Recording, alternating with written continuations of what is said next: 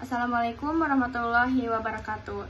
Perkenalkan, nama saya Bella Anglestari, saya dari Prodi Akuntansi semester 3. Baiklah, di sini saya akan menjawab tugas studi kasus komprehensif. Tugasnya adalah nomor 1, laporan wajar sama pengecualian standar berdasarkan kondisi awal PT Audit PT Surya Kencana. Sebutkan ketujuh dari bagian dari laporan audit wajar tanpa pengecualian standar dan jelaskan apa arti masing-masing bagian tersebut dalam konteks laporan awal PT Surya Kencana sebelum skenario di atas. Di atas muncul merajuk pada objektif 3/1 dan 3/2. Jawabannya adalah, jadi ketujuh bagian dari PT Surya Kencana meliputi judul laporan, alamat laporan audit, paragraf pendahuluan, paragraf tanggung jawab manajemen, paragraf tanggung jawab auditor, paragraf opini, tanda tangan, dan tanggal laporan audit.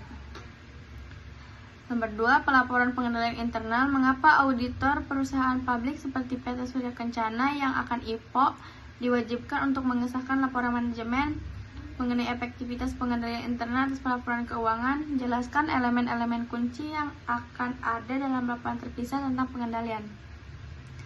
Jawabannya, elemen kunci dalam laporan terpisah tentang pengendalian internal berdasarkan gambar 3/3 yang merujuk pada standar audit terkait SOX dan praktik terbaik.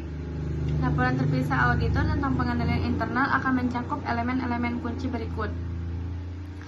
Pendahuluannya nomor 1, pernyataan pendapat. Laporan dimulai dengan menyatakan bahwa auditor telah mengaudit laporan manajemen tentang efektivitas pengendalian internal atas laporan keuangan. Yang kedua, identifikasi kerangka kerja. Laporan mengidentifikasi kerangka kerja pengendalian internal yang digunakan manajemen untuk mengevaluasi efektivitasnya, seperti kerangka KOSO, Commit of Sponsoring Organization of the Trade Commission, ruang lingkup, dan tanggung jawab. Tanggung jawab manajemen. Laporan secara jelas menyatakan bahwa manajemen bertanggung jawab untuk menetapkan dan memelihara pengendalian internal yang memadai. Tanggung jawab auditor. Laporan menjelaskan tanggung jawab auditor untuk menyatakan pendapat tentang efektivitas ICFR yang dilakukan berdasarkan audit terintegrasi, yaitu audit hasil laporan keuangan dan ICFR. Baiklah, yang kedua, keyakinan yang memadai. Dijelaskan bahwa pengendalian internal meskipun dirancang dengan baik hanya dapat memberikan keyakinan yang memadai, bukan jaminan mutlak bahwa kesalahan atau penipuan material dapat dicegah atau dideteksi. Temuan auditor. Pendapat atas efektivitas ICFR ini adalah inti dari laporan. Auditor menyatakan bahwa pendapat mereka mengenai apakah ICFR perusahaan efektif secara material pada tanggal yang ditentukan, pengungkapan kelemahan material. Jika auditor mengidentifikasi adanya kelemahan material dalam ICFR perusahaan, hal itu harus diungkapkan secara jelas. Baiklah, nomor 3 adalah konsistensi aplikasi prinsip akuntansi. Dalam skenario 1, PT Surya Kencana mengubah metode penilaian persediaan. Bagaimana auditor akan memodifikasi laporan auditnya untuk mencerminkan perubahan ini? Mengapa perubahan ini tidak menghasilkan opini yang memenuhi syarat, melainkan paragraf penjelasan? Bedakan antara perubahan yang memengaruhi konsistensi dan perubahan yang memarahi komparabilitas. Merujuk pada objektif 3/4 dan lack of system application of GAAP. Jawabannya adalah, perubahan yang dapat diterima, opini yang memenuhi syarat diberikan ketika ada penyimpanan dari prinsip akuntansi yang berlaku umum, PABU atau GAAP. Namun dalam kasus ini, perubahan metode yang dilakukan PT Surya Kencana adalah perubahan yang dapat diterima sesuai dengan PABU, asalkan metode baru tersebut lebih tepat dan penerapannya konsisten. Tidak ada penyimpangan material. Jika perubahan tersebut diakuntansikan dan diungkapkan dengan benar, tidak ada penyimpangan material yang akan memenuhi kewajaran laporan keuangan secara keseluruhan. Tujuan paragraf penjelasan. Tujuannya adalah untuk menarik perhatian pengguna laporan keuangan pada suatu hal yang telah disajikan atau diungkapkan dengan benar. Tetapi fundamental bagi pemahaman laporan keuangan Perubahan metode akuntansi adalah hal yang penting dan perlu diketahui pengguna. Namun, bukan kesalahan yang memerlukan opini memenuhi syarat. Baiklah, nomor 4, kelangsungan usaha. Dalam skenario 2, ada keraguan signifikan tentang kelangsungan usaha PT Surya Kencana. Jenis laporan audit apa yang paling mungkin dikeluarkan oleh auditor? Dan bagaimana laporan tersebut akan dimodifikasi? Apakah ada opsi lain dan mengapa opsi tersebut jarang digunakan? Merujuk pada objektif 3/4 dan substansial doubt about going concern. Jawabannya adalah judul laporan audit. Yang ke-1, judul laporan audit menegaskan bahwa laporan tersebut adalah laporan audit. Yang kedua, alamat laporan audit ditunjukkan kepada Dewan Direksi, pemegang saham, atau pihak lain yang relevan. Ketiga, paragraf pendahuluan menyatakan bahwa auditor telah mengaudit laporan keuangan dan menjelaskan tanggung jawab manajemen serta tanggung jawab auditor. Yang keempat, paragraf ruang lingkup.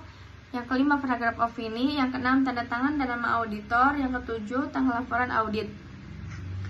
Baiklah, nomor 5, keterlibatan auditor lain. Dalam skenario 3, auditor lain mengaudit anak perusahaan PT Surya Kencana.